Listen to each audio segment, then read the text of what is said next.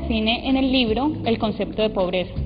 Normalmente se cree que una persona es pobre cuando no goza de ciertos mínimos ingresos básicos. Entonces, desde allí se considera una persona pobre. Un análisis de la pobreza desde los ingresos o de los recursos. Pero en realidad sufre de pobreza aquella persona que no tiene las capacidades mínimas básicas para llevar adelante la vida que considera valiosa. Entonces, una persona, por ejemplo, puede tener unos recursos suficientes, pero físicamente estar muy limitado, tiene un problema de diálisis, ser parapléjico, etc. Aunque pueda tener recursos económicos, pero es pobre en la medida en que no tiene ciertas capacidades para llevar adelante la vida que ella considera valiosa. Y entonces es una persona que tiene vulnerada su libertad. Entonces es un concepto mucho más profundo cuando entramos a analizar el tema de la pobreza, analizarlo desde el tema de las capacidades, porque es pobre también aquella persona que no tiene libertad real y efectiva.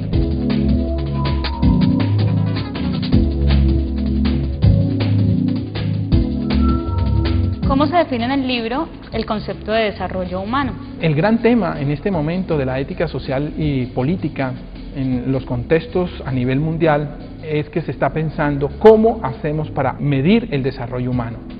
Y entonces el desarrollo de las sociedades y de los pueblos se alcanza en la medida en que las libertades se conviertan en un medio y en un fin para el desarrollo humano.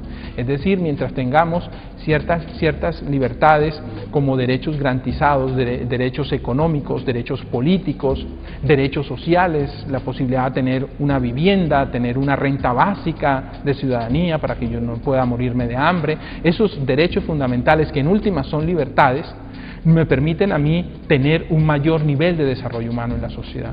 Que las personas, por ejemplo, en una sociedad tengan derechos a las libertades políticas, que puedan participar en el orden democrático, que puedan elegir y ser elegidas, eso aumenta el desarrollo humano en la sociedad. Las capacidades que tiene una mujer, por ejemplo, para ejercer la agencia, el papel de la mujer en la sociedad es fundamental, porque el agenciamiento de la mujer, es decir, que ella pueda tomar decisiones, actuar e impactar en su comunidad política, es un aspecto de desarrollo humano importante en una sociedad, y en eso tenemos que hacer bastante énfasis. El aspecto de desarrollo humano se mide en la medida en que los ciudadanos puedan tener más libertad, y la libertad se convierte en un medio y en un fin para el desarrollo.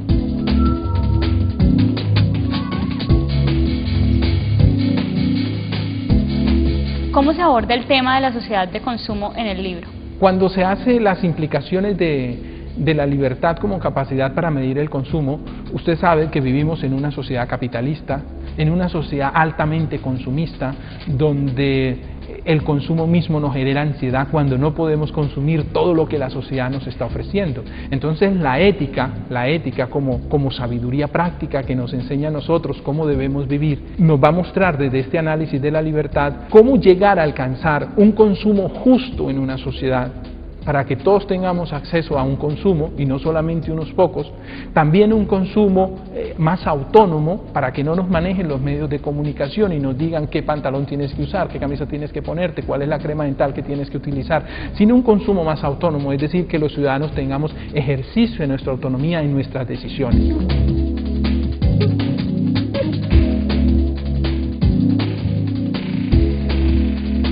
¿Qué motivación personal ha tenido para producir esta obra? Las grandes motivaciones pues es tomar conciencia de la realidad en que yo vivo, de la sociedad en que yo vivo.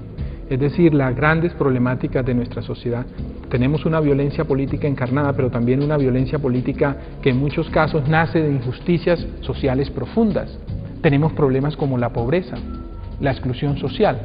Entonces, el tomar conciencia de esta realidad en la que nosotros nos movemos y a la cual la universidad tiene que pensarla, y cómo tratar de construir en esa sociedad un mejor orden social, una mejor sociedad.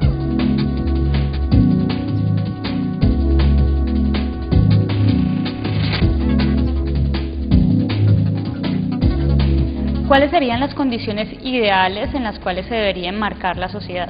Pues las condiciones yo creo que podríamos ubicarla en un par de ideas. La primera es ciudadanos más libres, ciudadanos que tengan unas instituciones que le permitan alcanzar una serie de posibilidades reales y efectivas para llevar adelante la vida que consideran valiosas. Una sociedad justa, una sociedad en la cual las personas tengan unos mínimos, medios básicos para la subsistencia. y por otro lado una sociedad más igualitaria, donde no se maltrate a las personas por lo que ellas son, sino que todos puedan contar con derechos reales y efectivos para llevar adelante la vida que consideran valiosa.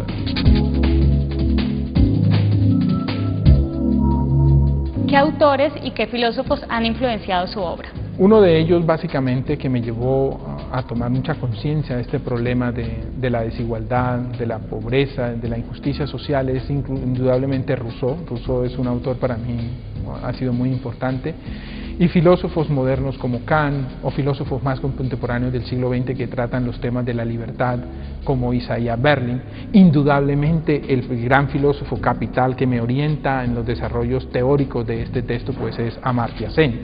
En América Latina, el filósofo al cual yo le dedico una parte de un capítulo es indudablemente al filósofo argentino Enrique Dussel, que ha propuesto una filosofía de la liberación para América Latina y que me parece un personaje que ha hecho una obra muy interesante y que debe ser tenida en cuenta y pensada, ¿no? Aunque muchos la critiquen y digan que no existe pensamiento en América Latina, etcétera, esta obra creo que merece mayor atención y por eso este filósofo hace parte de los autores que en mí han influido, ¿no? Para tomar como conciencia crítica de la realidad en que yo vivo.